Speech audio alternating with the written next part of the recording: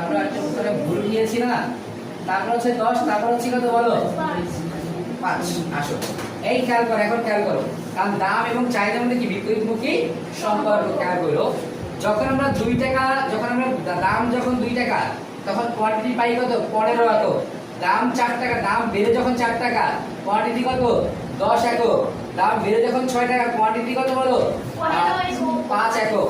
ঠিক আছে, আসো তাহলে চাহিদা রেখা এটাই শিখিয়েছে আমাদেরকে, দাম যখন বাড়ে তখন পরিমাণ কি কমে, দাম যখন কমে তখন পরিমাণ কি আস্তে আস্তে বাড়ে। ঠিক আছে, তাহলে এখন আসো আমরা একটু ওভারভিউ, এটাকে ওভারভিউ করি। তো আসো, চিত্রে ও এক্স অক্ষে চাহিদার পরিমাণ এবং ও ওয়াই অক্ষে কি দাম নির্দেশিত, তাই না? আসো এখানে এ বিন্দুতে যখন দাম কয় টাকা 6 টাকা, তখন চাহিদার পরিমাণ কত একক 5 একক। দাম কমে যখন 4 টাকা আসে, তখন বি বিন্দুতে চাহিদার পরিমাণ কত একক 10 একক। দাম কমে আবার যখন 2 টাকায় চলে আসে, তখন চাহিদার পরিমাণ বেড়ে সি বিন্দুতে কত একক হয় 15 একক। এখন বলা যায় না যে এ বিন্দু, সি বিন্দু এবং কি এ বিন্দু, বি বিন্দু, সি বিন্দু যোগ করে যে বিন্দু পাওয়া যায়, কি বিন্দু পাওয়া গেল বি এবং D1, এটি হচ্ছে কি নির্ণেয় চাহিদা। এই হচ্ছে চাহিদা রেখা। বুঝতে পারছি বিষয়টা? এইটা হচ্ছে চাহিদা রেখার ব্যাখ্যা। তো আমরা চাহিদা রেখা আসলে এরকম ভাবে লিখি। ক্লিয়ার? বুঝতে পারছো? বাকিটা বলতে খুব সুন্দরভাবে লেখা, জাস্ট তোমরা এটাকে নোট করে ফেলো। তো নোট কি ছিল আজকে বলো? কিসের কোশ্চেনটা?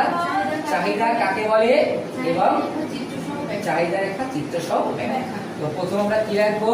চাহিদার সংজ্ঞাটা খুব সুন্দরভাবে লিখবো, এরপর চাহিদা রেখার ব্যাখ্যা, চিত্রের ভূমিকাকে লিখে নেব, তারপর চিত্র আঁকবো, চিত্রের বর্ণনা, দেন উপসংহার লিখে আমরা প্রশ্ন শেষ করব। ঠিক আছে, তাহলে আজকে এই পর্যন্ত থাক।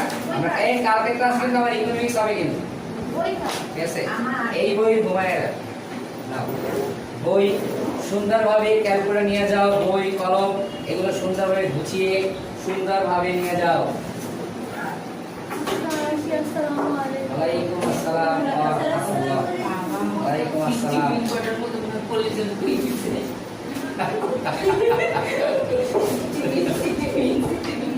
আরে সিটিভিন চলে